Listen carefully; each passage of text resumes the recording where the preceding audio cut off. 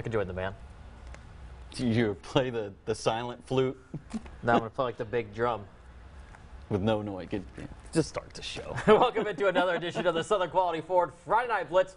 I'm your host, Brad Cizek. Tim, seems like just yesterday we were doing our high school football previews. Now, already week 6. That's right, Brad. It is absolutely flying by. What a week 6 it was. 29 games on this week's slate, headlined by our game of the week between Carthage and Pleasant Grove. I can't wait to get to that one. Plus, Mark Cantrell, the voice of the Calvary Cavaliers. He is in the building. He'll join us a bit later in the show. But before we get there, Brad, let's start things out at Independence Stadium in District 1 4A. It's a game I was out there at. Travinsky Mosley, Southern Miss running back in the house. Woodlawn and Northwood tonight at Independence Stadium. Pick it up first quarter. Knights can't handle the exchange. Kyron Brown recovers the fumble. Falcons in business just a couple plays later. Terrence Cook finding pay dirt off the left side. Just like that, 7-0 Northwood. But Woodlawn isn't going down like that.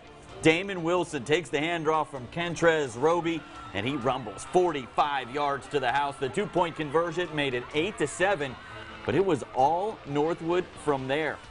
The Falcons win going away, 63-26, the final. The Bird Yellow Jackets at Lee Hedges Stadium taking on the Southwood Cowboys early on. This is Charlie Barham punching it in for the 1-yard touchdown. The Yellow Jackets going up 7-0 after the extra point, and Barham continues his excellent season there for the Yellow Jackets. The cheerleaders pumped up after that score. Now on offense, once again, this is quarterback Cameron Felt going deep. Carson Dunn all alone for the reception. He takes it in for the touchdown for the Yellow Jackets, and then we just mentioned his name and how good of a season he was having. Well, he's going to add to it once again. This is Barham taking it in for another score from a few yards out. All Bird tonight, they blank Southwood 41-0, the final. Having Cameron Felt back changes everything for that offense. Evangel looks to be in control of District 1-5A at home this week against Airline. Second quarter, Evangel up 10-7. Blake Chapin over to Horatio Ruffins, and then he launches the ball about 40 yards to Ladarius Gardner for the grab. Evangel would end up scoring on the drive. They go up 17-7. The Vikings trying to answer. Quarterback Jordan Gladney looking for his receiver down the field, but he would be picked off by the Evangel defense. In the third quarter, Evangel continues to pile on the points at the goal line. Blake Chapin finds Ruffins again for the score. Evangel goes up 26-10. They win this one 39-10. Brad, Ruffins had 2 completions as a receiver. He threw 2 passes, 2 completions in the first half. All Evangel tonight, 39-10, the final in that one. Seems like a pretty good QB rating there. The Houghton Buccaneers looking to get back in the win column on the road at Franklin Parish. Buccaneers with the ball early on. Peyton Stovall in at QB, finding Tristan Sweeney for the first down pickup. And then a few plays later, they're down to the 5-yard line. Alexander Morris deciding to call his own number, and he breaks the plane for the score. Bucks up 7. Next Houghton possession, Stovall this time dropping back again. Can't find anyone open, so he just decides to run. Big time pickup off the right side before eventually being brought down, and that would lead to this handoff going to Keyshawn Davis at the goal line. He's able to take it in for another Houghton score, and that's just the kind of night it was going to be for the Buccaneers. Again with the rock here, Stovall finding his receiver, and they're going to move the chains, and then Stovall, he's going to take it to, or going to the end zone, finding Peter Howard for another 6. Big win for Houghton as they rebound from that loss last week against Evangel. They take down Franklin Parish 54-30. McWilliams and Sweeney on the outside, very good. Peyton Stovall really coming into his own, starting to play really good football. The Calvary Cavaliers have won 2 straight at home this week against Loyola. Tailback Joseph Wilson, his brother plays in the NFL. He takes the handoff and takes it into the end zone for a touchdown, giving Calvary that early lead. Loyola, though, with the ball, with an answer. This is going to be Matt Ramsey. Matt Ramsey finally going to get the ball after we watch the cheerleaders do an entire cheer, and he's going to take it into the end zone for a touchdown. Loyola taking the lead back.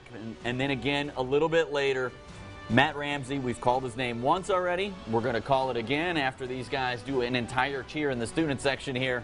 Ramsey again finding the end zone. Calvary, though, outlasting the Flyers. They kicked a field goal late in this game to win 20-17, the final in this one. Let's go back to 4A. The Benton Tigers seemingly have figured out their offense and are rolling at home against district opponent Minden. Second quarter tied at 7. Clint Lassiter looking to pass, but throws it right to Jacorian Greenard. Minden taking over in Benton territory. Now Crimson trying for something, but Bubba Osby laying the wood on the receiver right there to force the incompletion. The Tide getting some points at the end of the half. Gavin Jackson drills the 40-yard field goal. That gives Minden a 3-point lead at the break, but Benton pulls this one out at home. 27-23 the final. The Green Oaks Giants, they've won 3 straight, but a tough test on the road at Haynesville. Haynesville always wins football games. Kyrie Poole takes the handoff up the middle and into the end zone for the Giants touchdown in the first quarter, giving them the lead. Haynesville, though, looking for an answer. Sergio Hardwell with some tough yards up the middle. About an 8-yard gain on that play. They would answer, though, just a few plays later. This is Kedrick Grider finding pay dirt, and for the second year in a row, the Tornado outlasts the Giants 33-29, the final in that one.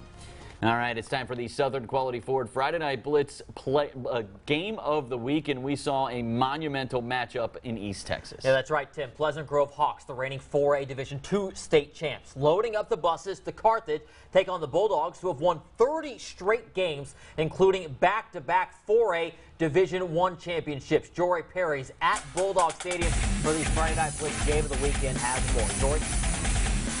What makes a championship caliber team?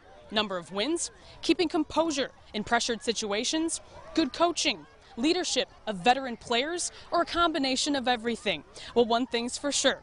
In the battle of the state champions tonight, the winner of this game was able to check off multiple boxes on that list. Let's get into the highlights from our game of the week.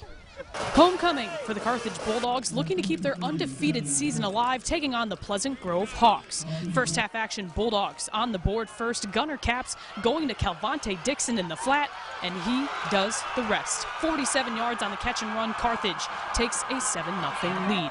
Fast forward late in the second, Hawks answering yet again. This time, Ben Harmon hands it off to James Wiggins, who goes up the gut and gets tackled on his way down into the end zone. Hawks up 14-13 at the half. Second half action now, Hawks coming out with momentum. Ben Harmon calling his own number on the keeper, punches it in for the touchdown. Pleasant Grove takes a 21-13 lead at this point. Little over 6 left to play. Gunner Caps rolls to the right, but looks and finds Caden Holcomb, who reaches out and makes the dive into the end zone. Bulldogs get the 2-point conversion to tie the game up at 21 apiece. Third down for the Hawks here late in the fourth. Snap is fumbled and recovered by Carthage to put the Bulldogs in the 2-minute drill. Trust Gunner Caps to make multiple connections into the red zone. So here he is pitching it to Calvante Dixon again. He runs it in for the final touchdown of the game with 3 seconds remaining. Bulldogs get it done in a thriller, 28-21. Let's hear from the team after the win. Obviously, our backs were against the wall, and we come up some stops, and we're fortunate to win. They narrowed the game down on us, and we played a short game. They snapped it every snap with 1 or 2 seconds, and we had some turnovers, and here we are. We was in a battle. We work situations like that every day in practice. Working on getting down the field, 2-minute mayday, stuff like that. And defense came up big like they're always going to do for us. So the Carthage Bulldogs remain the top dogs as they advance to 5-0 on the season in a wild one against Pleasant Grove. Reporting here at Carthage, I'm Jory Perez. Let's send it back to you in the studio.